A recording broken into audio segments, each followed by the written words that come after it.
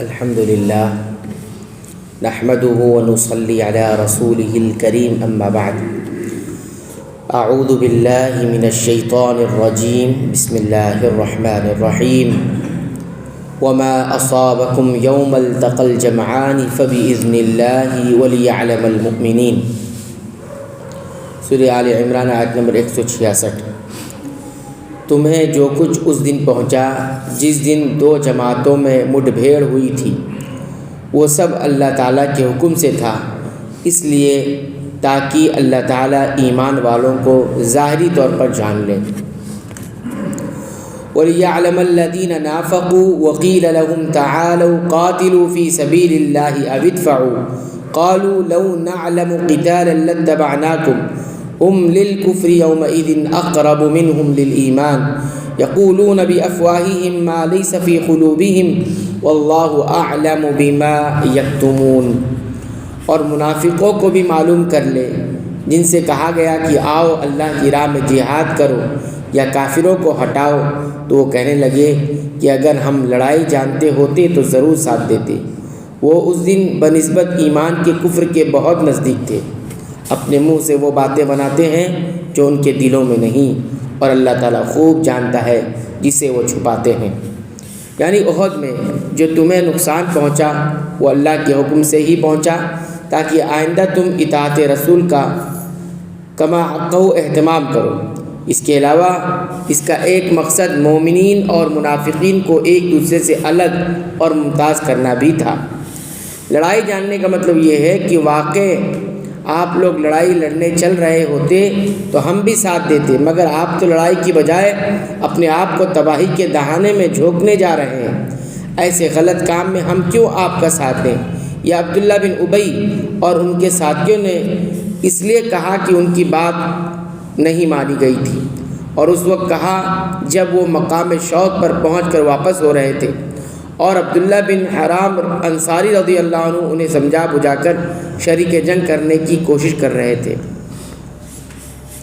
اپنے نفاق اور ان باتوں کی وجہ سے جو انہوں نے کی، یعنی زبان سے تو ظاہر کیا جو مذکور ہوا، لیکن دل میں تھا کہ ہماری علیحدگی سے ایک تو مسلمان کے اندر بھی ضعف یعنی کمزوری پیدا ہوگی، دوسرے کافروں کو فائدہ ہوگا۔ مقصد اسلام، مسلمانوں اور نبی کریم صلی اللہ علیہ وسلم کو نقصان پہنچانا تھا۔ الذین قالوا لاخوانهم وقعدوا لو اطاعونا ما قتلوا قل فادرؤوا عن انفسکم الموت ان کنتم صادقین۔ یہ وہ لوگ ہیں جو خود بھی بیٹھے رہے اور اپنے بھائیوں کی بابت کہا کہ اگر وہ بھی ہماری بات مان لیتے تو قتل نہ کیے جاتے۔ کہہ دیجئے کہ اگر تم سچے ہو تو اپنی جانوں سے موت کو ہٹا دو۔ یہ منافقین کا قول ہے، اگر ہماری بات مان لیتے تو قتل نہ کیے جاتے۔ اللہ تعالیٰ نے فرمایا اگر تم سچے ہو تو اپنے سے موت ٹال کر دکھاؤ۔ مطلب یہ کہ تقدیر سے کسی کو مفر نہیں، فرار نہیں۔ موت بھی جہاں اور جیسے اور جس جگہ آنا ہے ہر صورت میں آ کر رہے گی، اس لیے جہاد اور اللہ کی راہ میں لڑنے سے گریز اور فرار یہ کسی کو موت کے شکنجے سے نہیں بچا سکتا۔ وَلَا تَحْسَبَنَّ الَّذِينَ قُتِلُوا فِي سَبِيلِ اللَّهِ أَمْوَاتًا بَلْ أَحْيَاءٌ عِندَ رَبِّهِمْ يُرْزَقُونَ۔ جو لوگ اللہ کی راہ میں شہید کیے گئے ان کو ہرگز مردہ نہ سمجھیں، بلکہ وہ زندہ ہیں، اپنے رب کے پاس روزیاں دیے جاتے ہیں۔ شہداء شہیدوں کی زندگی حقیقی ہے یا مجازی؟ یقیناً حقیقی ہے، لیکن اس کا شعور دنیا والوں کو نہیں، جیسا کہ قرآن نے وضاحت کر دی ہے سورہ بقرہ آیت نمبر 154 میں۔ پھر زندگی کا مطلب کیا ہے؟ کچھ کہتے ہیں کہ قبروں میں ان کی روحیں لوٹا دی جاتی ہیں اور وہاں اللہ کی نعمتوں سے لطف اندوز ہوتے ہیں۔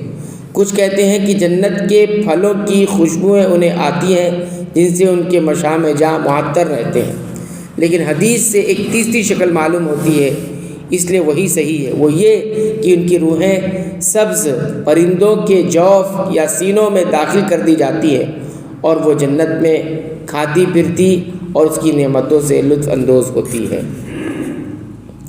اللہ تعالیٰ سے دعا ہے رب العالمین تو ہمیں قرآن حکیم کی پابندی سے تلاوت کی توفیق عطا فرما، اس کو سمجھ کر غور کر کے پڑھنے کی توفیق عطا فرما، اس کے مطابق عمل کی توفیق عطا فرما۔